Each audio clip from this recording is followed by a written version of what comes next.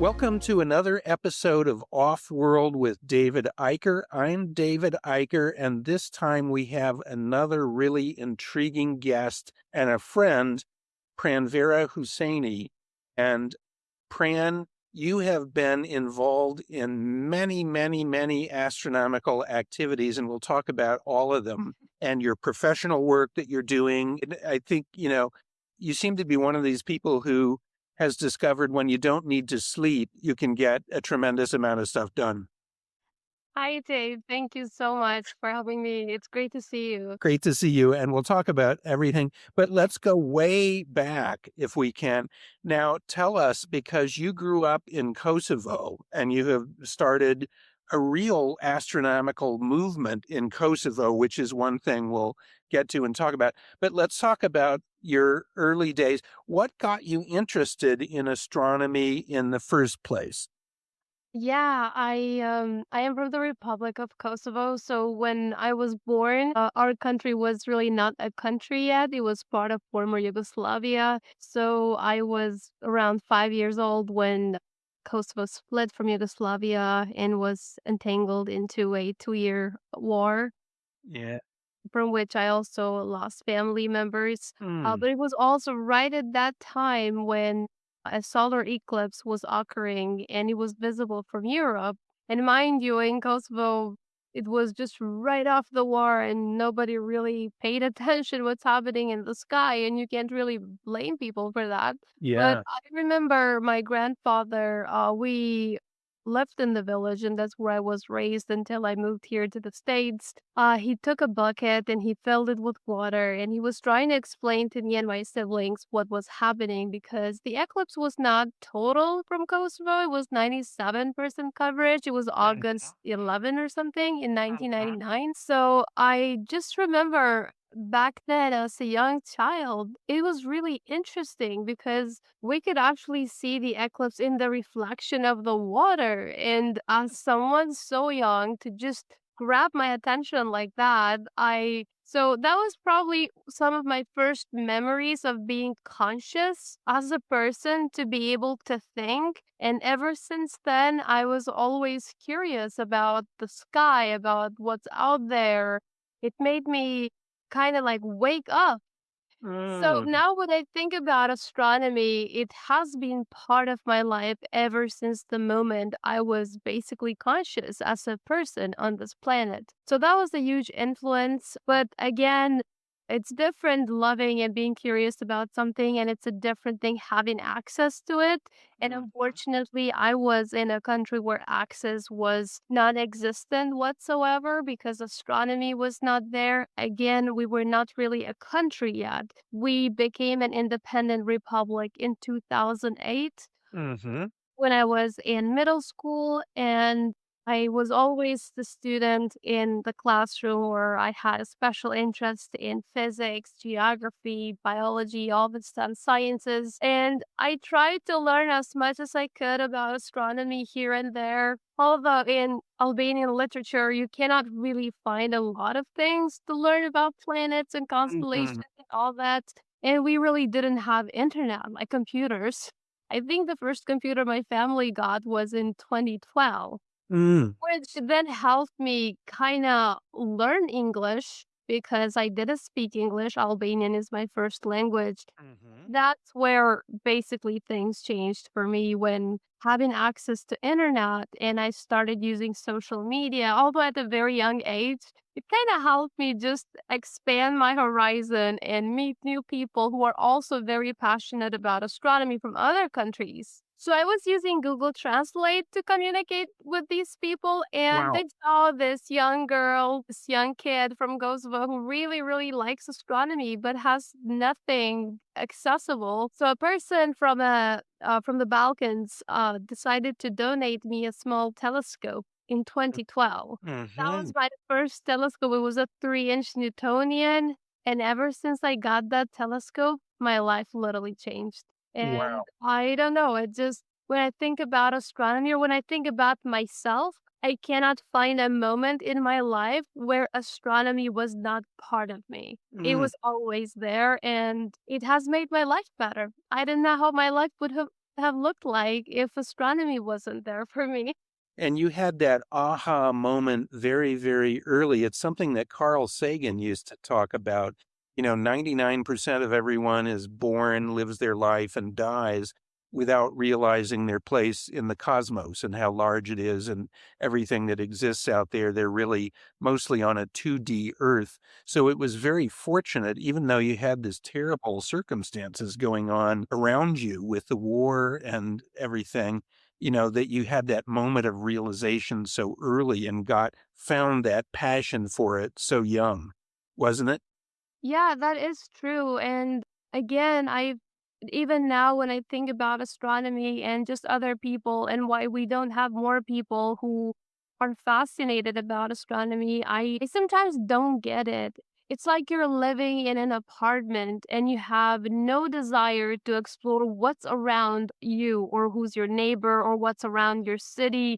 You're just isolated in this apartment and you just have no desire to know what's out there. Like the curiosity would kill me. And that's how I see astronomy. Like we wake up every day in this planet and we live life and we go to work and all of that. But at the end of the day, when you think about the perspective, how small this planet is, and it's moving so fast around the sun, and then the whole galaxy moving, around the center, and it's a wake up call. And I think it's not like it minimizes the daily problems we have because the things that we face every day, they're very valid, but it just helps me cope with life and how I see life, how I see death, how I see things in life. It just makes me more peaceful as a person, and I just hope more people would be able to see from the same perspective. And that's the key word, and it does give you a really powerful sense of perspective. We've got our sun, and it's one star in maybe 2 or 300 billion in the Milky Way. The M dwarfs are faint over long distances, we don't know. But then there are at least 100 billion galaxies and maybe more. Maybe the visible universe isn't the whole universe. So it's a really, really big place. And this whole heritage of human history of thinking that we're the center of everything, that's I think that realization of what the universe is really about and how we're actually made out of atoms, most of which, the heavier atoms, were created in stars, would give people a lot of perspective, and we wouldn't maybe have so many wars. We have another big one going on now. Let's put it this way. There are some planets with civilizations, presumably somewhere, where they're not, doing destructive things all the time. We haven't gotten there yet. So anyway, Yeah. it's really important to spread, though, this passion, this realization for the way things really are, the universe out there. You got very active as you grew up in Kosovo, spreading the message of astronomy, didn't you? I did. Once I figured out that this is what I really, really liked, and I kind of saw myself in the future as having it as a career, although from Kosovo, thinking that far ahead, it almost was like something impossible. But I guess when you love something so much, you really can imagine that far. So I went to college, but always with the thought that maybe someday I will be able to study elsewhere, to do this, to do that. And so by the time I was in college, I was speaking English, but I wasn't still very good at it. I wasn't still having a lot of connections that would help me to maybe travel to another country and study elsewhere. So, because in Kosovo you cannot really study astronomy or planetary science, I went with geography, where I took a lot of courses on geology, morphology, on mineralogy, atmospheres, and the hope was that maybe at some point I will be able to do a master's degree in planetary science because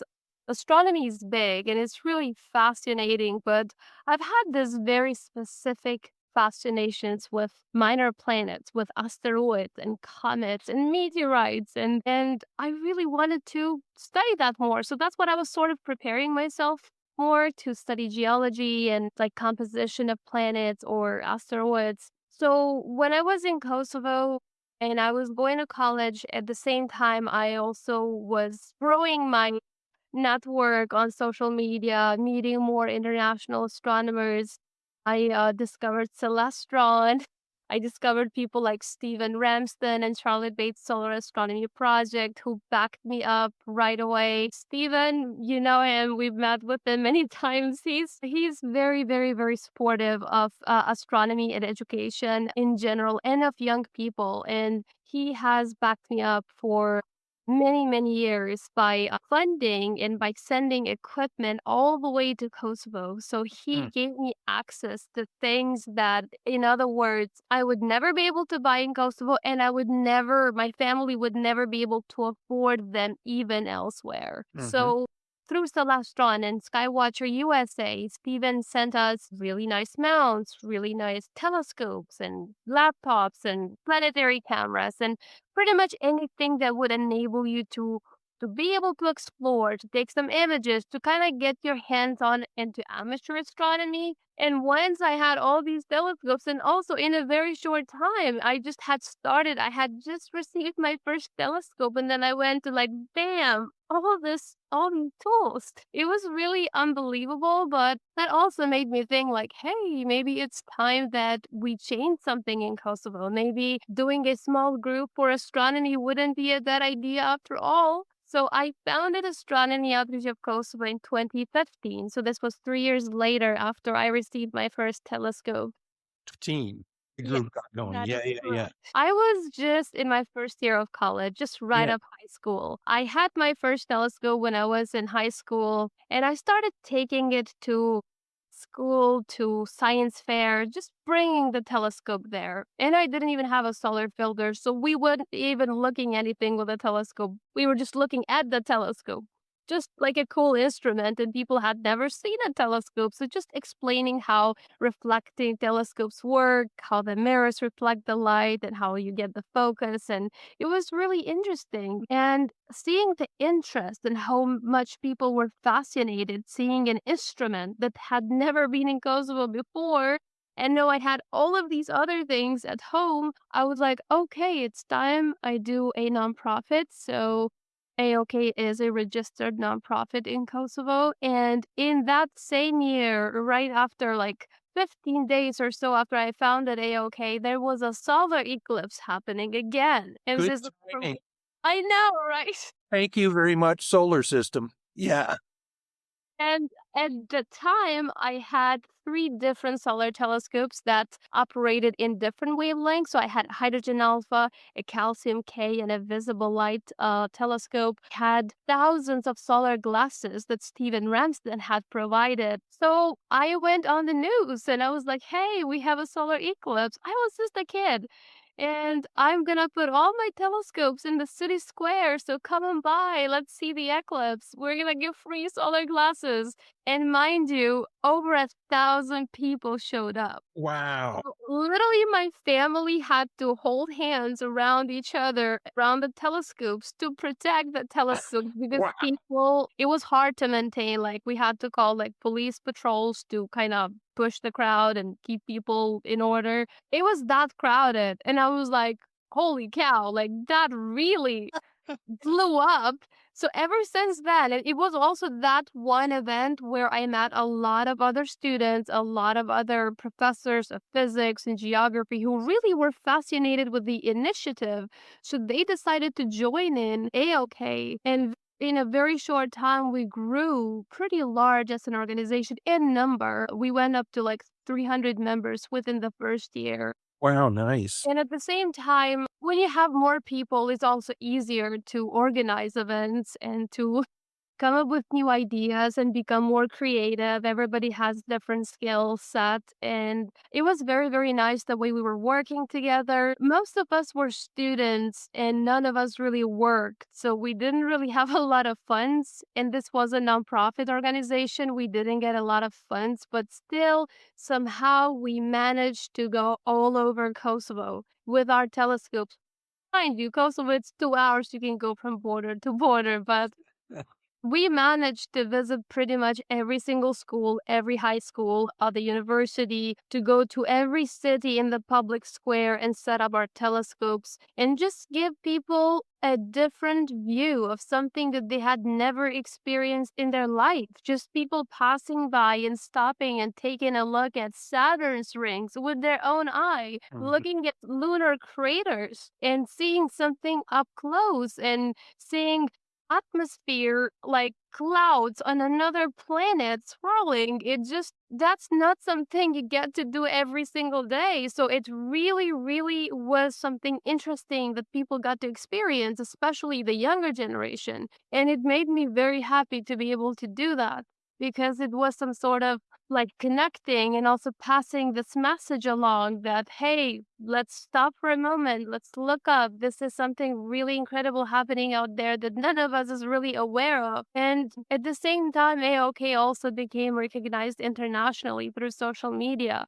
Like all these activities we're doing in Kosovo got a lot of recognition on Facebook, on Instagram, all the social media, and I started traveling elsewhere because of, especially here in the United States, a lot of astronomy groups were really fascinated with the fact that how a group of students started this initiative on their own, which is contrary the opposite of here in the United States, because most astronomy groups you don't really see a lot of younger generation. Mhm. So that's what sets AOK a little apart from like a regular astronomy group here in the States. So I started coming here to the States. My first trip to the United States was in 2017. My very good friend, Robert Reeves, invited me to give a talk at Texas Star Party as a keynote speaker. I didn't know what to expect. I had never really traveled to the United States before, although I grew up watching movies and I was very much influenced from the culture of the United States. And we are also very great allies with the United States. I was so excited, but I was also just 21. I was coming by myself across the world with completely unknown people that I only had met through social media to follow my Mm. dreams. So when I came to Texas Star Parties, it was mind blowing. I know you probably have been to TSP before, but Many times. Yep. being there with like 400 people, and each of them had a telescope larger or bigger than the other. It was just completely mind blowing for me. And I was like, how is this even normal? Like, I couldn't wrap my head around it. But that was really interesting because once I came to Texas Star Party, it was a lot easier for other astronomy groups from other states to invite me or to bring me here from Texas rather than fly me in all the way from Kosovo. So Sure. instead of just being here for like a week, I ended up actually staying in the States for 6 months Wow. that time. So I was just going from Texas to Arizona to California to this to 17 states, giving talks, visiting observatories. I went to Kitt Peak, to Catalina Sky Survey in Mount Lemmon. I went to Lowell Observatory, McDonald Observatory, the ones here, Lick Observatory, which I now live very next to it. Yeah. I visited some of the largest observatories, and it was a very eye opening experience for me. I had seen so many documentaries, I had seen so many movies, and I've read a lot, but it is different to come here and experience that in person and see how much determination and how serious other countries were on science and what they were Absolutely. doing and how they were conducting science. And although myself at that time, I was still just a, I think, second or so third year college student, I still didn't have a lot of experience on my own. I was still an amateur astronomer, but just having the experience to see all that was seriously mind blowing. And I very much thank Robert Reeves for that because it was his idea to bring me here at Texas Star Party. And then I started coming every single year after until I now ended up living in California and going to Santa Cruz. But yeah, just AOK has grown really large and largely due to the fact that so many international astronomy organizations and individuals have supported, and people and companies like Celestron and Skywatcher USA who generously all the time donated funds and telescopes to sustain AOK as a nonprofit. And it was was really nice doing the work there all these years. You had the grand tour in the United States right off the bat. But I let's know. talk a little bit about now AOK. Talk a little bit, if you will, about the facility that has been built. That was a big project in Kosovo to build that observatory, planetarium, science center. I'm not sure what the proper term is exactly, but Yeah. if you would talk a little bit about the physics, because you were really the driving force of getting that going along with the club, weren't you?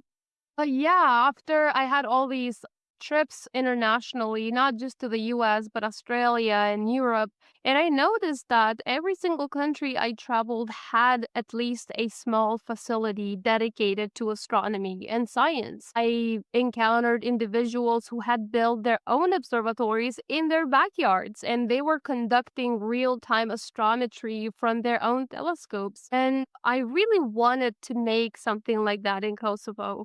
When I went back to Kosovo from a trip I had in Australia, which was before I came to the United States, I was very fascinated how my friend Jonathan Bradshaw was basically from his office in his backyard observatory following or tracking asteroid occultations and making measurements of these like eclipse stars and was reporting in and was it was really interesting that he could do that. So I was like, what's stopping us from doing the same thing? Mm. So I we initially like started the idea, but then again, as a nonprofit organization, it all comes down to funds because building an observatory, despite how small it is, it still requires some funds to do so. Sure. But then in 2018, Celestron had invited me to NEAF in New York, which I gave a talk and I was in a panel discussion which you actually hosted.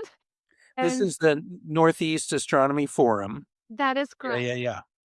And that's actually where I met you for the first time in Ooh, and then it was 2018. all downhill from there. Everything going really well, and then no, okay.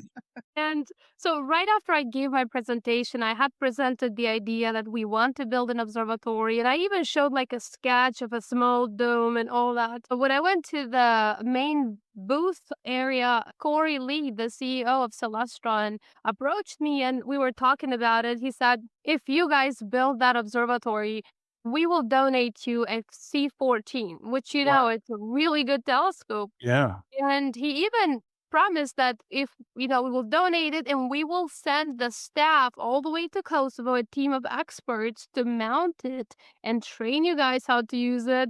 And I was like, wait a minute, do you really mean this? Because right after I went home, I said, hey, we have the telescope and all we need is the building. Like we have the main key component, Yeah.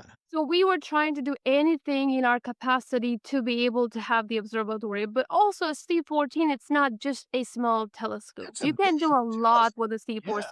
It Yeah. is a really great instrument. You can do astrophotography, you can do visual observing, you can even do or conduct astrometry, you can do occultations, you can do variable stars, anything you really want for like the capacity that it has. Yep. So the goal was to not just go with a small observatory, but to maybe expand a little. So we wanted to build a dome, which is a 6-meter observatory to host the telescope.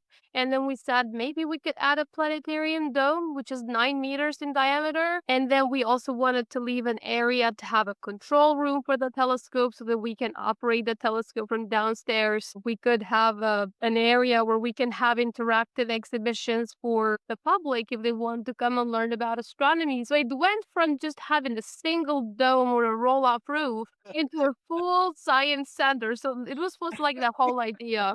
So we approached a team of architects in Kosovo who had never seen an observatory in their life. And Wow. this is what we want. We showed them some pictures of online domes, and they did their research. They were actually really good at looking up ash domes and all of that. Mhm. So they designed the whole facility really good. And with a team of engineers, they estimated that the cost of what we wanted to build would be 300,000 euros, which, by the way, it's a lot of money for Kosovo and for a nonprofit like us. We tried to raise the money through GoFundMe, but it was not working. So the only way to do so was to approach the government of Kosovo. Mhm. And again, it was not for sure whether they would like the idea, but again, we had the telescope guaranteed. It would be a real shame if we didn't build that and miss on the opportunity. So Yeah. we really were trying to explain this to the politicians that, hey, we have such a good opportunity. Let's do it. We really need the funds. So in 2019, the Parliament of Kosovo received the project and voted yes and approved the funds, and we were really happy for that. It was at the very beginning of 2019, but because of bureaucracy and the um, then administration, things didn't move very fast. Unfortunately, it kind of went slow until we actually got the funds, which was at the end of 2023, I believe.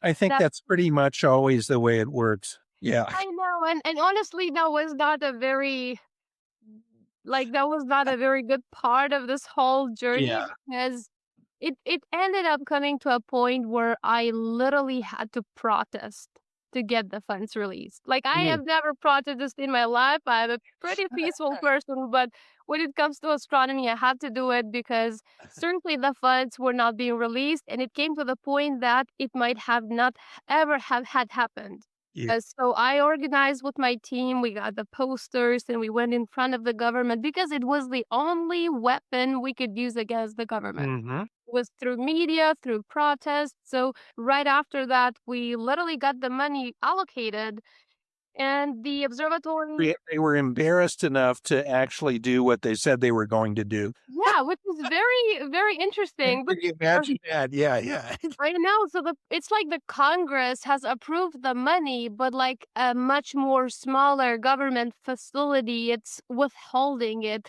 Yeah. It's hard to explain, and I don't think to this day I still understand why the money had to wait 4 years for the project to start. Politics is a mess and no better demonstrated than in the United States. I learned a lot from that experience. I have learned a lot from that experience, but also I was very frustrated and also very depressed. And it was at the time when I also had to leave Kosovo. I had to move here, start school in a whole new system, leave my family behind, come here entirely by myself and trying to find my way around here. At the same time, kind of left AOK in a mess with the government not working out of the observatory. And it seems like everything was sinking. And honestly, it depressed me. And I have never openly or publicly spoken about it, but it was a very dark time to have to go through that and trying to navigate through that. So how did you just put your head down, and everyone goes through, typically really challenging periods in their lives. How did you sort of put your head down and just keep going and have the faith that you were going in the right place? Honestly, it's more like a gut feeling. Yeah. I mean, as sad as we feel about things sometimes and things don't work out, I guess the strong desire we still haven't left within us, Mhm. that voice from within that tells us that everything is gonna be all right, and you really believe that gut voice. Mhm. I think that's what was happening because I was trying to see it as a temporary time that it's going to pass and everything is gonna be all right. It was indeed difficult to have to deal with so many like personal changes in my life and also have to navigate okay from far away. And my team had never really been operational without me being there. So Mhm. it was hard, and all the equipment I had collected over almost a decade, I left them there with my Mhm. team to use it. And my team got into a car accident, so we lost all the equipment. Yeah, they were going to an outreach event and someone hit them from the back. So all the equipment in the trunk were Oh. crushed in a split second. Mm. Luckily, nobody was injured, Mm. but it was a period where everything seemed to go wrong. Mm.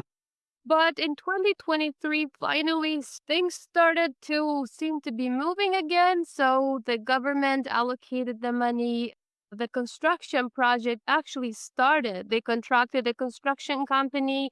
They started clearing the land. The land was donated to the observatory by the current CEO of AOK.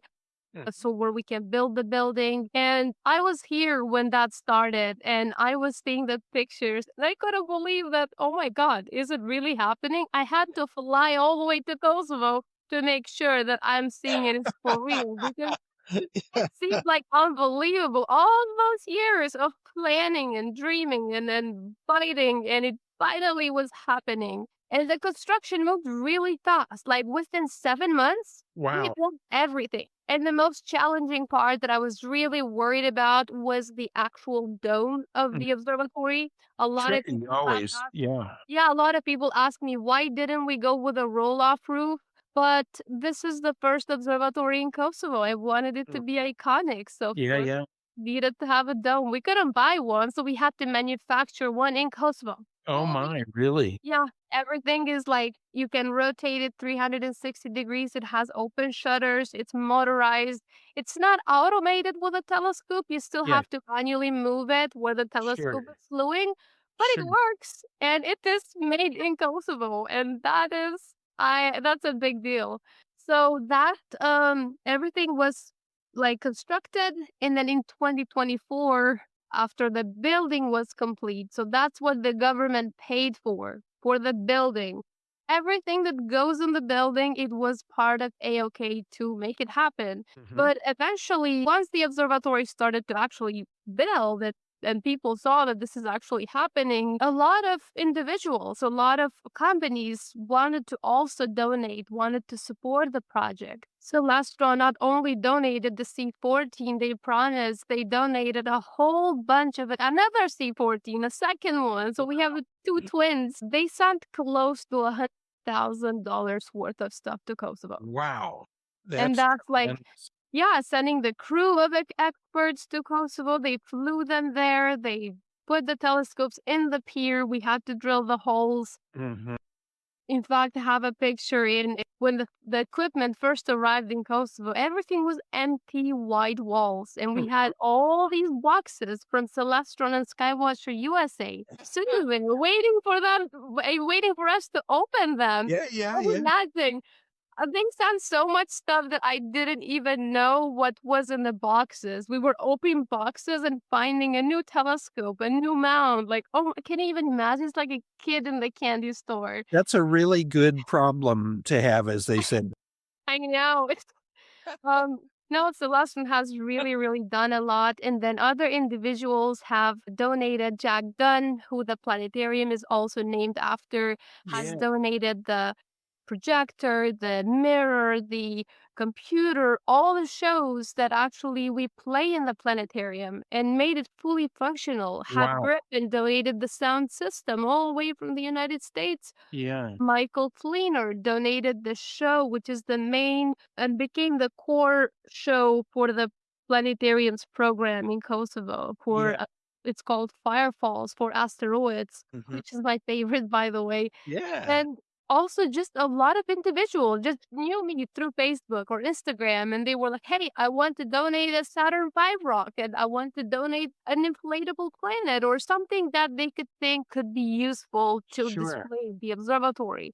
And a Yeah. lot of those donations also came here to my house in California. So you can imagine how my living room and my kitchen looked like 10 days before I left for Kosovo for the opening of the observatory. I had to unpack everything, pack them in bags, and I flew to Kosovo with like 8 suitcases or nine. And Wow. some of my friends had to take some of them because that's how many donations we received from a lot of great individuals who just wanted to support this project. And then I flew to Kosovo. We had only 10 days to set up everything before we went public, before we cut the ribbon, like the grand opening. Yeah. And it was very stressful because what if the telescope doesn't work? Or what if the dome is stopped working? Or what if this? What if this? Everybody was under so much stress. I never remember being that much stressed in my life. Mm. But we made it happen, and a lot of astronomers and individuals, including from Celestron and other like countries, flew to Kosovo to be with us that day. It was 40 degrees Celsius. It was so hot. It was the day of solstice, June 20th in Kosovo in 2024, when we had the grand opening ceremony. As I was giving my speech in the stage, speaking in front of the people, I realized that it happened because throughout the whole process, my head was so focused on making things happen. I literally had 15 minutes left to put on a dress and walk on stage. We were Wow. working until the very last minute, putting Yeah. focus in the wall, doing this.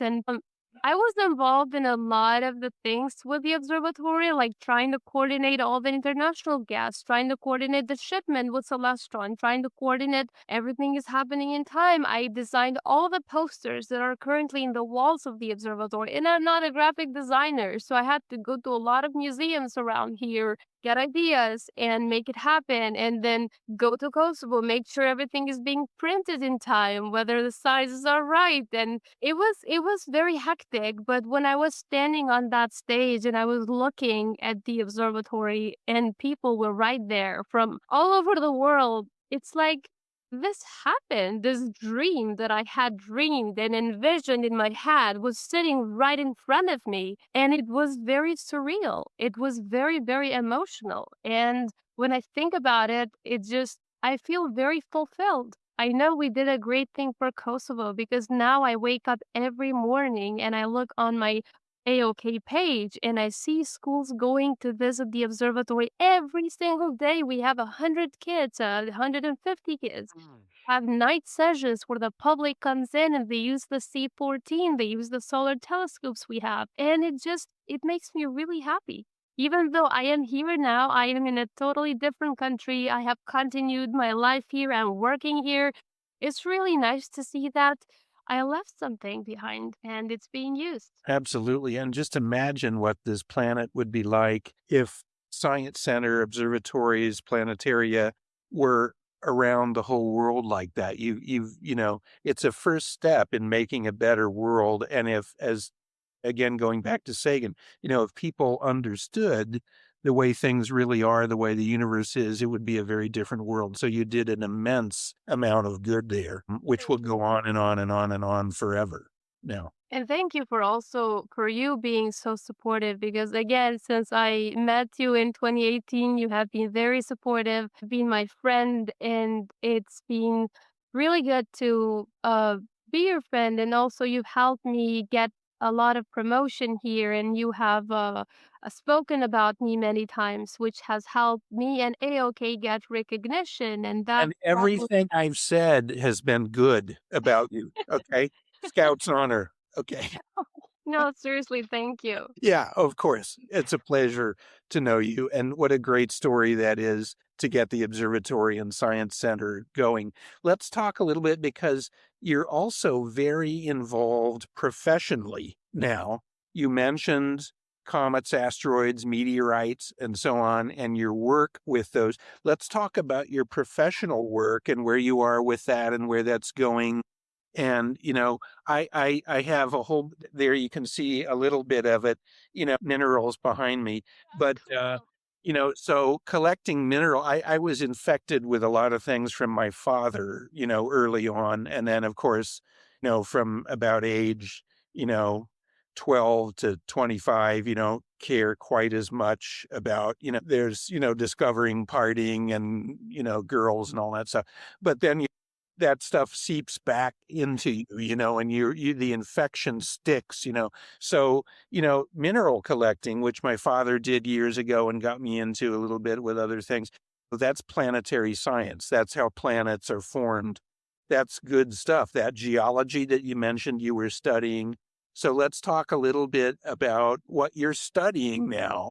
You know, Yeah. rocks, minerals, asteroids, comets, meteorites falling into Earth, and that's the only way, I didn't steal anything from the Johnson Space Center, you know, but my meteorite collection people just sort of gave me. I was more or less focused on minerals. So I got given a whole bunch of things, including, a nice Martian and a lunar and stuff like that, Whoa, pieces of yeah. but it's really electrifying, to hand people, here's a piece of Mars, that we know through the ratios of oxygen isotopes or the moon, Darl-Ghani 400, that this is a piece of them and they were floating around for, 17 million years and then came in and were discovered on Earth. That's really astounding and electrifying to do what you're doing in studying the nature of solar system bodies, isn't it?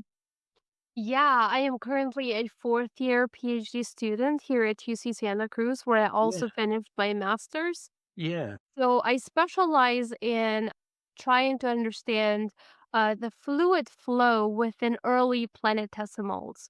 So Yeah. when a lot of these asteroids formed, not all of them formed where they are now. A lot of them actually formed in the outer solar system where they accreted a lot of volatiles. Yeah. So they had a lot of water in them too. So when the gas giants moved because they migrated, Mhm. they are not where they formed. They Mhm. also disrupted a lot of these outer solar system bodies and then brought them in. So Yep. those outer solar system objects that formed there, which are very hydrated, Mhm. actually migrated inwards and now are mostly concentrated in the main belt. Mhm. We call them hydrated asteroids. So basically, I tried to understand the surface composition of these hydrated asteroids through spectroscopy using NASA's infrared telescopes. And based on the surface composition, I tried to understand what is that telling us about the history of those asteroids. Because by looking at the surface composition, we can tell whether it is hydrated, what minerals there are, whether there are organic features, and then try to understand how all that ended up in the surface, like what was happening in the interior of these asteroids, because we know they had water, and at some point in their life, this water actually was able to melt and was in the liquid form. Mhm. So a lot of studies, like previous studies, assume that the water was not just staying static, but was actually convecting within the interior. And it was uh, kind of like redistributing a lot of these organics and salts. So that's exactly what I'm trying to specialize on, trying to see how that affected the organics. How did this water movement affected like the outer like surface composition in the interior? Is it the same like within the planetesimal? Because also later on, these planetesimals broke into pieces, and we call them asteroid families. So they come from the same parent body, and we have all these siblings, the family members. So I try to look at the family members and see whether they look alike, and if not, do they come from the same parent body? Do they come from the same depth from the crust? And it's really, really interesting trying to look at something now and trying to understand the history of a 4.5 billion years old system. It's like a time capsule. You're just opening it up and trying to piece together the blueprints of our own solar system. And it's like being a planetary detective or something like that. It really, really is interesting. I very much enjoy doing that. But at the same time, I work with meteorites in the lab. I try to use meteorites, which are fragments from these asteroids. And the ones that are very much alike with these meteorites, I take them in the lab and I mix them with different organic compounds. I add a little bit, I take the spectra and I add a little bit more, and I take the spectra, and then I see which one of these spectra resembles best what I see with NASA's telescopes in these asteroids. And Mhm. that's how it's like a method to try to understand what exactly we're seeing in the surface, to be a little bit more assured of these compounds that we see in the surface of asteroids. I ended up doing exactly what I always wished, what I really love working with minor planets. I also collect meteorites as a hobbyist. So I ended up, same like you, a lot of people sending a lot of meteorites to me because I use them a lot for outreach purposes. I go to Yep. schools a lot, even though my academic work tends to be very busy and hectic. A lot of time, I always make time for astronomy education and outreach Mm. because that's what I have done for a long time and what I truly, truly enjoy. And I hope that someday someone might have been inspired from what I showed them or what I showed them through the telescope or what they held in their hand, like a meteorite or something. And if I only one time inspired a kid to become a scientist, I think that my mission would be complete somehow. But I very much enjoy doing the academic part and also trying to keep the educational aspect of it and trying to bridge the gap between the academia and the outreach and the public because I know a lot of brilliant scientists who do amazing work, but also a lot of their work is being unrecognized because we don't have the ability to kind of convey it to the public and to the younger generation and make it more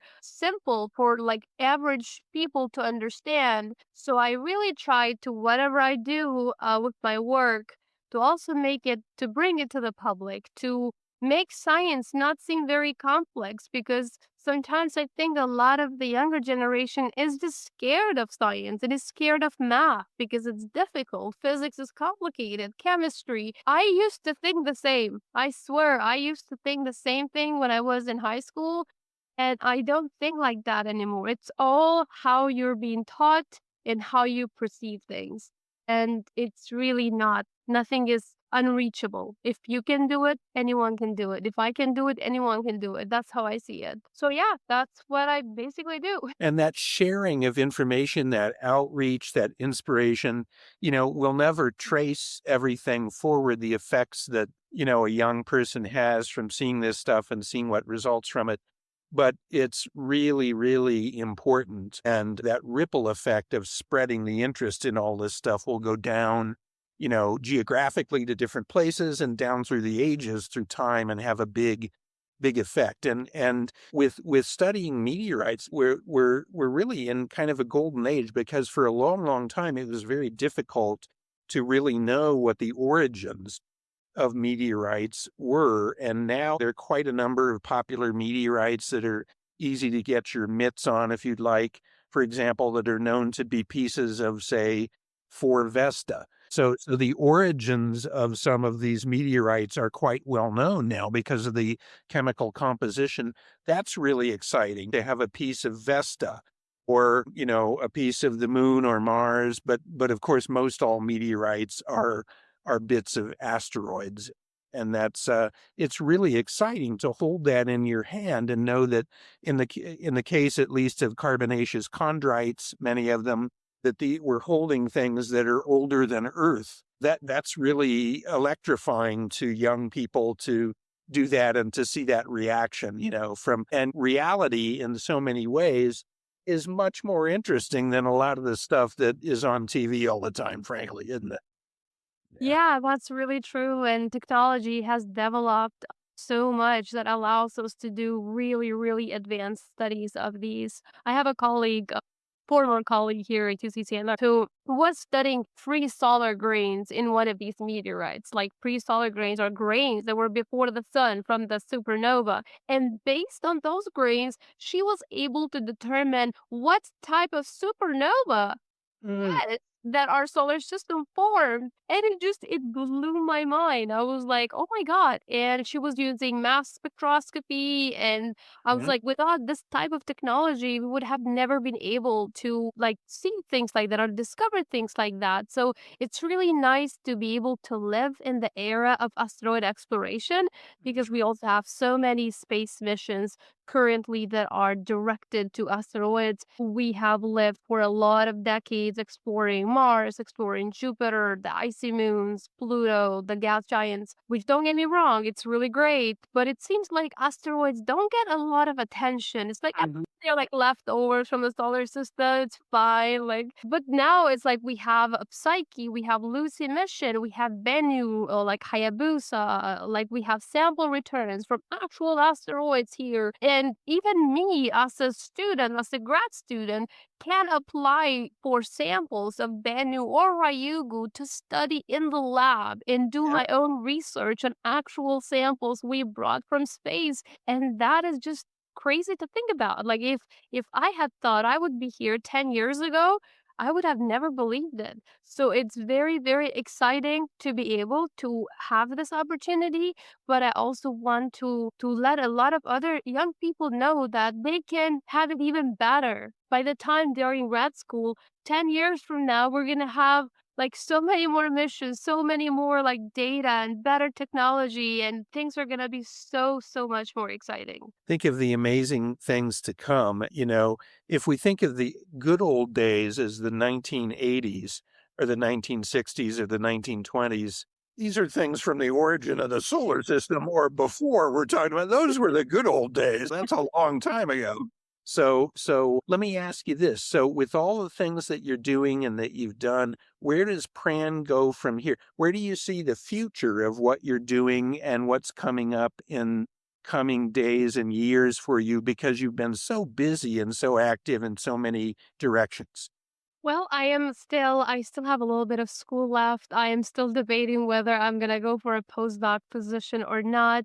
The main goal, David, is to actually stay here in the United States if I Yeah. can, because with this much commitment to academia here in the States, I would be a lot more helpful and by staying here than actually going back to Kosovo that would not be able to provide resources for me to contribute to this field.